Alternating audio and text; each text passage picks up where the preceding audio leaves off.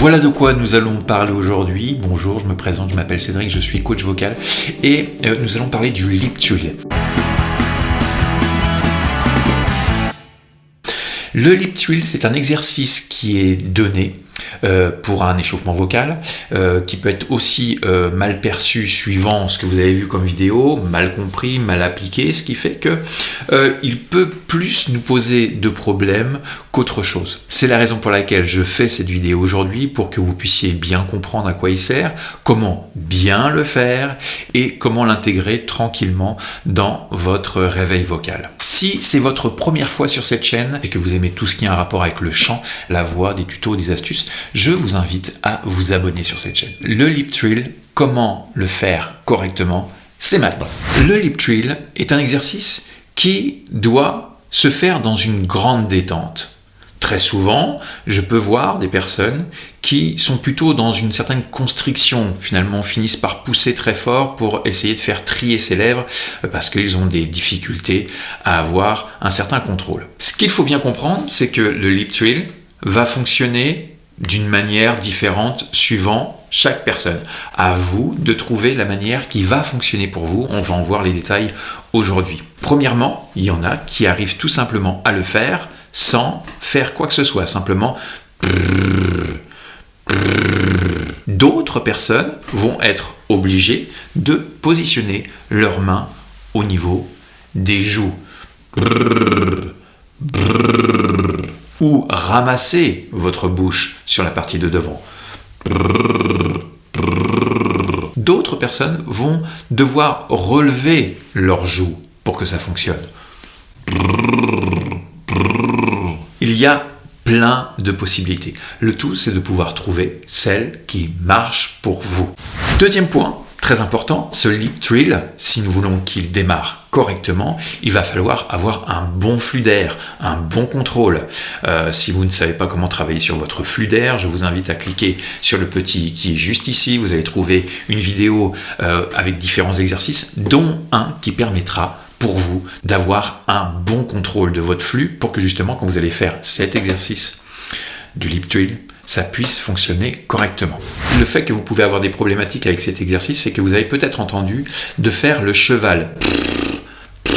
Effectivement, c'est une bonne piste de faire le petit cheval, mais par contre, pour qu'on puisse faire du son, c'est pas avec un P qu'on va réussir à le faire, c'est avec un B. Essayez avec moi simplement et dites B. Brrr, brrr. Brrr. Ça fait comme un bruit d'un petit tracteur. Ne cherchez pas tout de suite à faire des notes, simplement trouvez cette vibration. Brrr. Brrr. Brrr.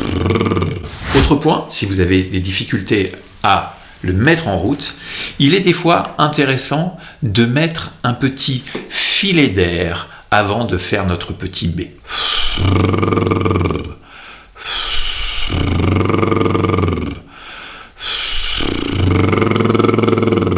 Moi, je trouve que c'est plutôt une bonne piste pour bien pratiquer cet exercice, puisque en mettant un petit brin d'air juste avant que ça démarre, ça crée une légère détente que plutôt attaquer directement avec un B dur et fort. Brr, brr, très fort comme ça. Non, simplement un petit souffle.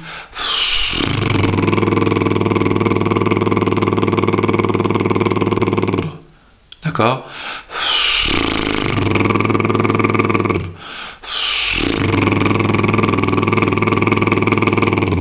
Et pas plus.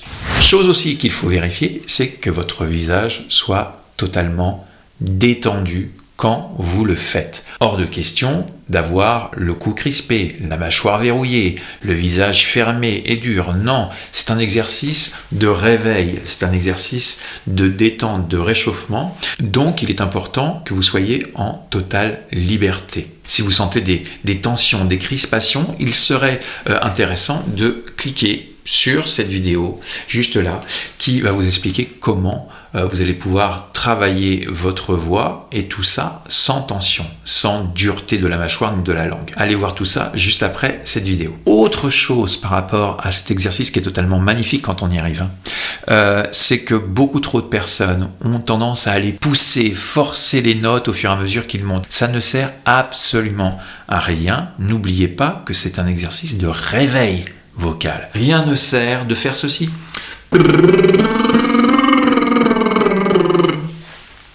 aucun intérêt de faire cette chose-là, hormis vous poser des difficultés et créer des tensions. Je vous conseille pour cet exercice de faire les choses le plus light possible. Réveil, douceur, soft, rien ne sert d'aller pousser, stretcher. Nous sommes bien d'accord, ce n'est pas de cette manière-là que vous allez chanter. Ce n'est qu'un réveil de votre voix. Donc l'énergie, la projection, l'ouverture, faites-le une fois que votre voix est bien réveillée. Donc nous allons faire tout simplement ceci.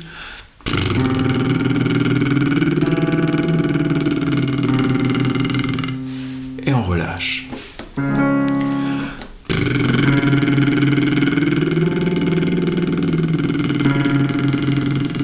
Et essayez, au fur et à mesure que vous montez, que vous descendez, de trouver une régularité, quelque chose qui soit constant, identique du début jusqu'à la fin.